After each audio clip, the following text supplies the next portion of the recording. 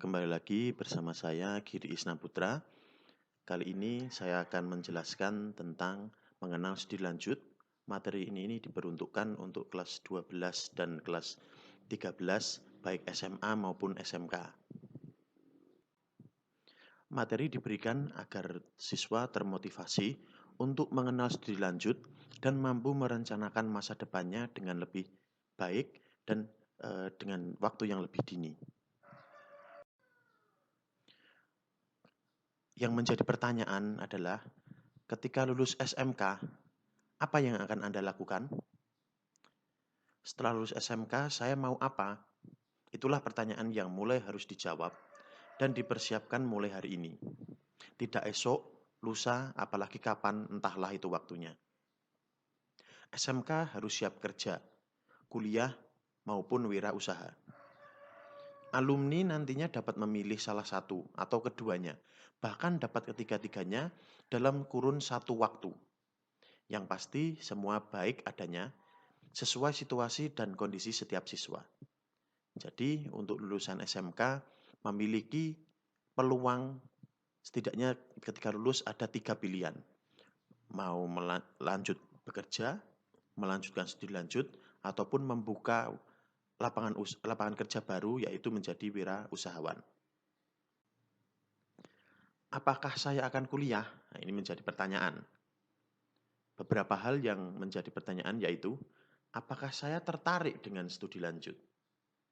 Apakah saya mempunyai minat untuk melanjutkan kuliah? Apakah saya memiliki motivasi untuk selalu belajar dan meningkatkan kompetensi saya? Apakah saya mempunyai rencana karir yang berbeda setelah lulus? Dan apakah orang tua atau keluarga mendukung saya untuk melanjutkan kuliah? Nah, beberapa pertanyaan ini pasti akan muncul di batin siswa kelas 3 ataupun kelas 4 yang programnya 4 tahun sekolahnya. Apakah saya tertarik tentang studi lanjut? Apakah saya mempunyai minat untuk melanjutkan kuliah? Nah, itu yang menjadi beberapa pertanyaan yang harus dijawab oleh siswa kelas 3 yang akan lulus maupun kelas 4 yang akan lulus.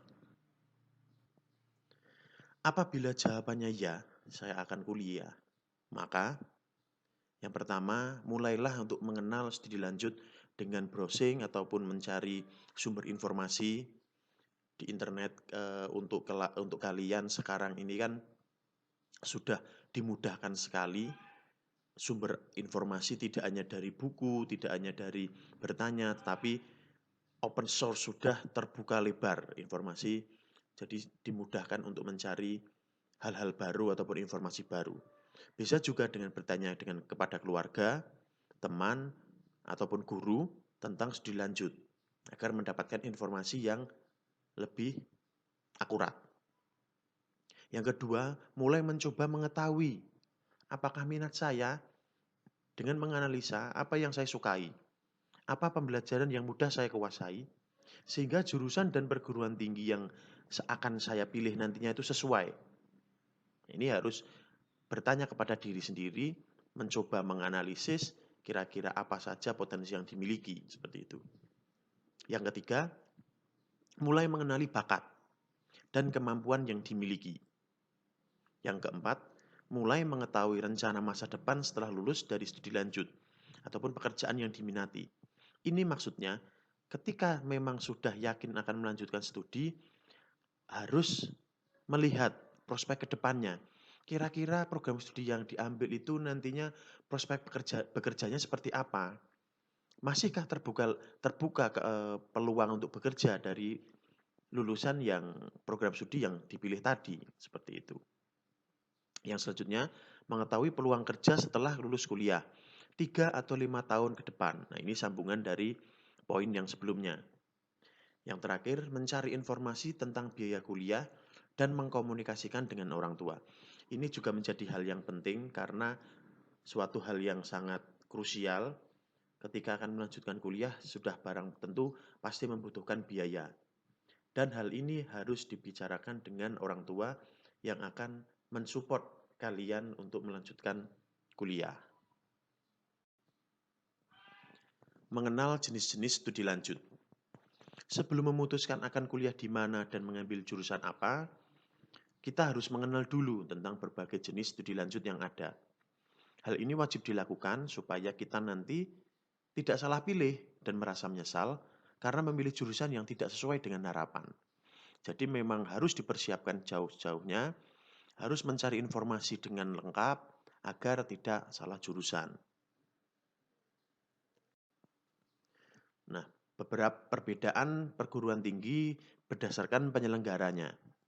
Yang pertama, perguruan tinggi negeri atau disingkat PTN. Perguruan tinggi yang diselenggarakan oleh pemerintah. Jalur masuknya melalui SNMPTN atau Seleksi Nasional Masuk Perguruan Tinggi Negeri. Yang kedua ada SBMPTN, yaitu Seleksi Bersama Masuk Perguruan Tinggi Negeri. Dan jalur mandiri.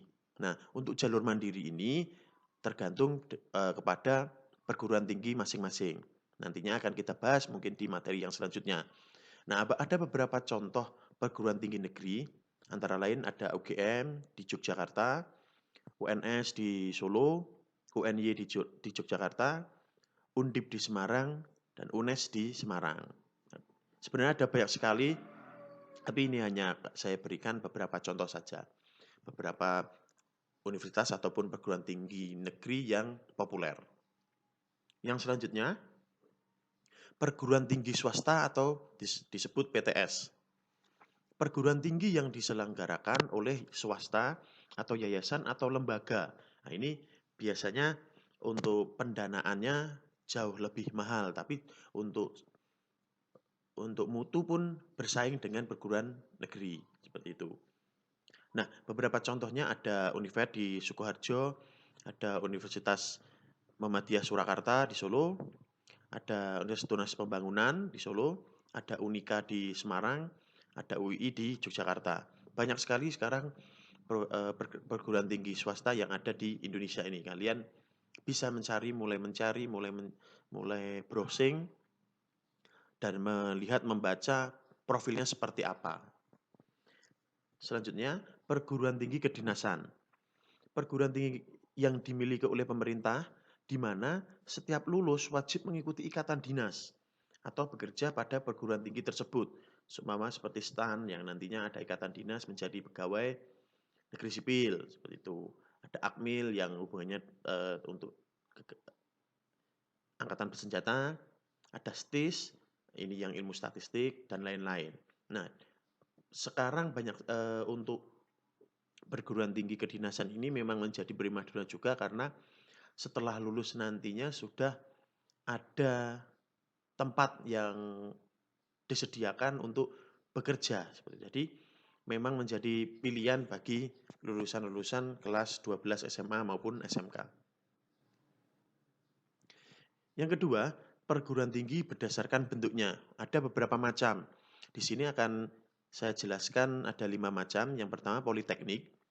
Politeknik merupakan perguruan tinggi yang menekankan pada keterampilan dan khusus pada bidang teknik. Lulusan politeknik diharapkan langsung siap bekerja. Jadi, kalau untuk anak SMK masuk ke politeknik ini sangat cocok karena melanjutkan ilmu yang sudah dipelajari pada jenjang SMK dulu. Contohnya ada Politeknik Negeri Semarang, Politeknik Negeri Jakarta, dan lain-lain. Jenjang pendidikannya mulai dari D1, D3, D4, bahkan sampai doktor. Yang kedua, akademi.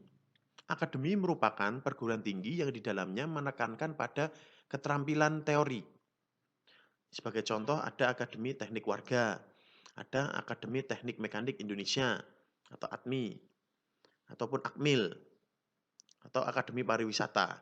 Jenjang pendidikannya mulai dari D1, D2, dan D3. Yang ketiga ada sekolah tinggi. Sekolah tinggi merupakan bentuk perguruan tinggi yang hanya menyelenggarakan satu program studi saja. Contohnya ada STIM, Sekolah Tinggi Ilmu Manajemen, ada STIE, Sekolah Tinggi Ilmu Ekonomi, ada STAN, Sekolah Tinggi Administrasi Negara.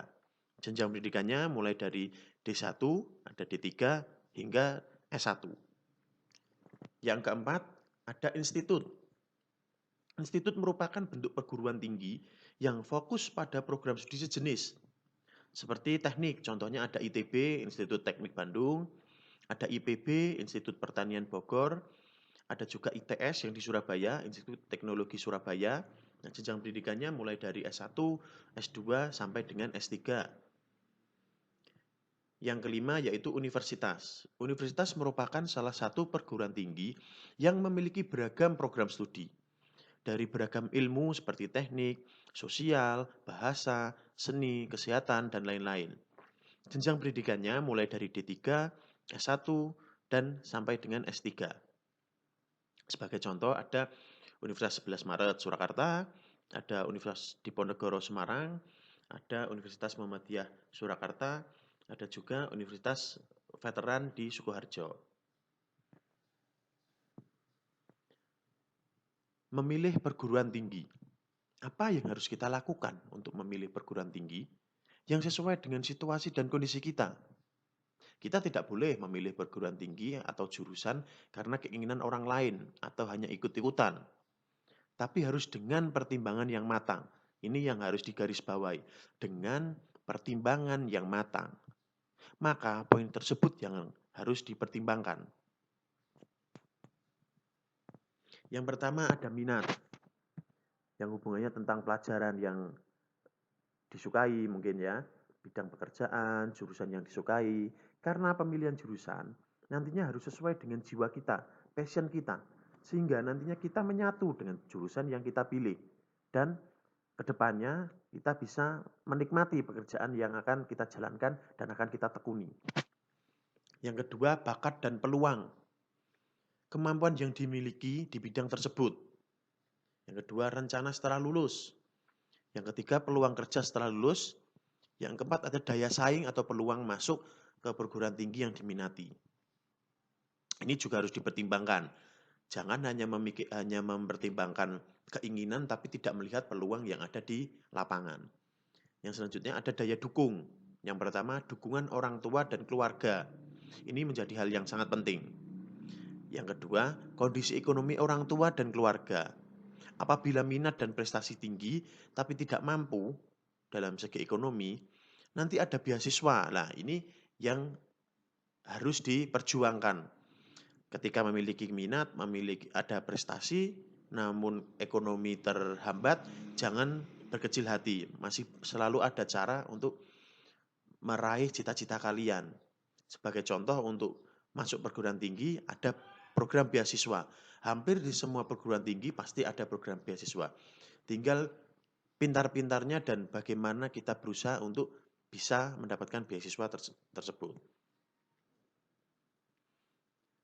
Yang ketiga, lokasi perguruan tinggi dan biaya yang dibutuhkan di perguruan tinggi tersebut. Harus dipertimbangkan lokasi yang mana, apakah dekat dengan orang tua ataupun jauh, ataupun harus merantau, karena ketika jauh dan harus merantau sudah barang pasti harus mengeluarkan biaya untuk kehidupan sehari-hari yang lebih besar. Apalagi ketika perguruan tinggi yang dipilih itu berada di kota, sudah pasti biaya hidupnya akan lebih tinggi. Nah, yang terakhir harus mempertimbangkan akreditasi perguruan tinggi dan akreditasi jurusan yang dipilih.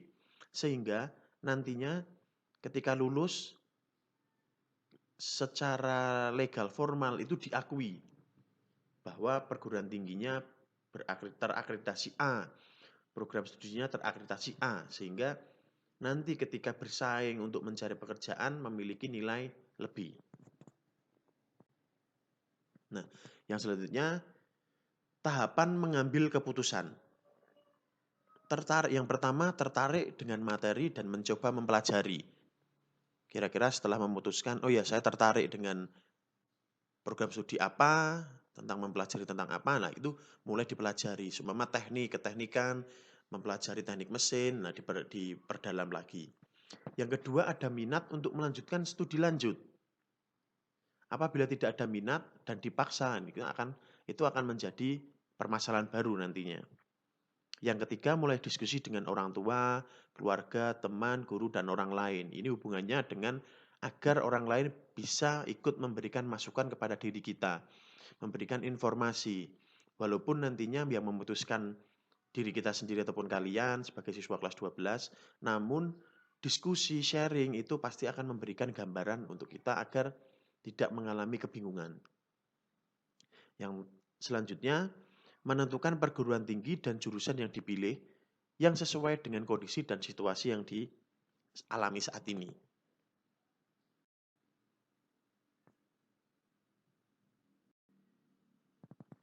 Salam sehat untuk kita dan keluarga kita semua. Terima kasih atas perhatiannya.